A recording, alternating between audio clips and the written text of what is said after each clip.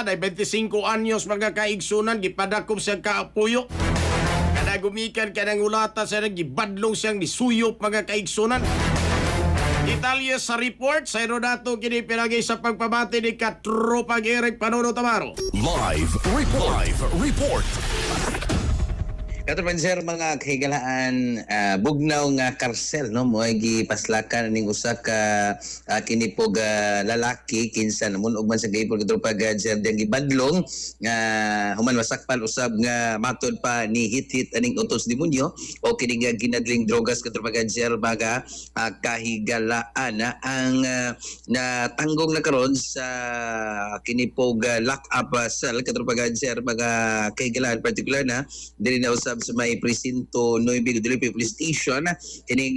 si Acerten Tanli no 25 anyos ni adunay kaipon construction worker taga Barangay Guadalupe usab ning syudad sa Subo gipadakop niya siya mismo sa iyang kaipon nga 24 anyos nga si alias Presilag no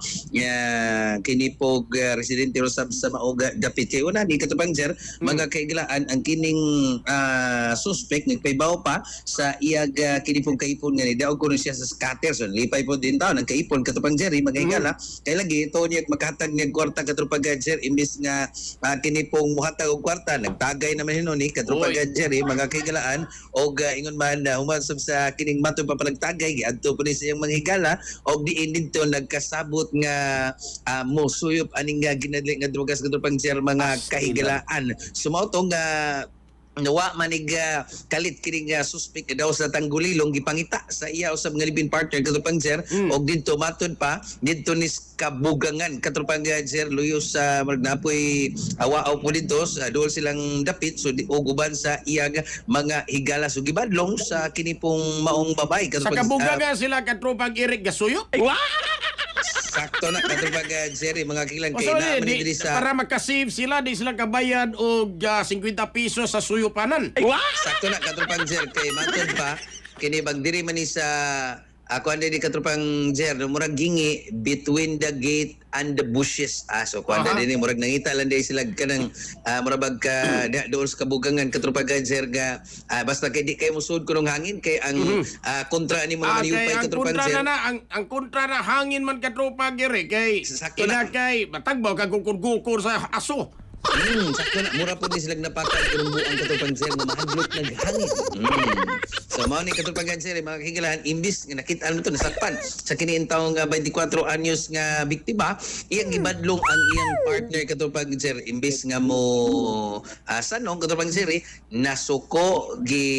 kinimatod pa katupang Jer nagwild unya dito naglalis atol silang minitod pod nga panaglalis kining suspect gimisukmag sa naong in town sa kining biktima sumama ang bakba katupang Jer so aside nga murag nagising nga Bill gituok pagid ni katupang Jer mga higala unya imbis ang kinipong ka Berks ka kinibang suyuper sa kini mga ka Berks aning suspect imbis nga ilang uwangon o ilan naman ninoon nga gi Abibahan. threaten ang kinipong biktima katupang Jer mga kigilan so ang biktima way nahimo ni patabang sa barangay nga resulta sa pagkasikop ani nga suspitsado katupang Jer mga Wapila og dakop ang kuan mga kauban aning iyahag kalib-in partner. Nahuman naman katupang Jerry nakasibat naman so motong ang kinilang live-in partner naka